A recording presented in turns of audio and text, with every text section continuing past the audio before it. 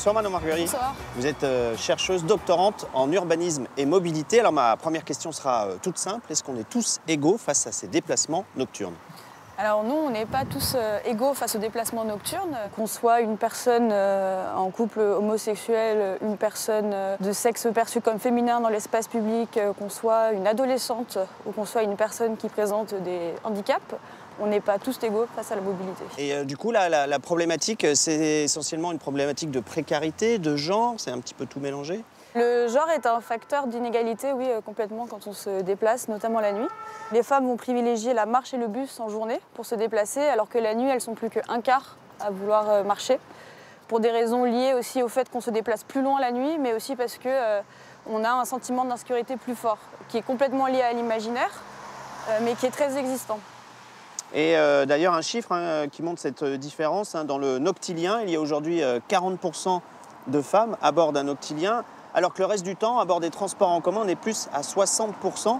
Alors pour inciter les femmes à revenir dans le noctilien et dans les transports en commun, un petit peu partout en France, on a développé ce qu'on appelle les arrêts à la demande.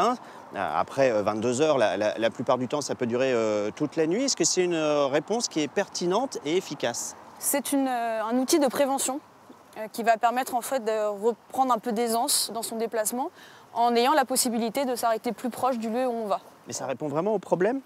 Et par exemple, si on est une personne handicapée, une personne âgée, ça va être plus simple en effet de se retrouver plus proche de son domicile que si on est à un arrêt de noctilien qui parfois est assez loin les uns des autres. Quand on est une femme, ça nous permet de moins avoir à marcher dans l'espace public la nuit. Alors pour préserver donc, ces transports nocturnes et aider les femmes à se déplacer en toute sérénité, on va dire, on a développé ces dernières années des VTC et des taxis 100% féminins. La même question, est-ce que c'est pertinent et efficace? Alors les taxis VTC féminins, ça va répondre à une problématique assez spécifique qui était celle notamment des violences sexuelles vécues par les utilisatrices dans les Uber ou dans les taxis. Cependant, on peut un petit peu peut-être se poser la question de pourquoi est-ce que les prix sont plus chers sur ces VTC au féminin. Est-ce qu'il s'agit d'une taxe rose?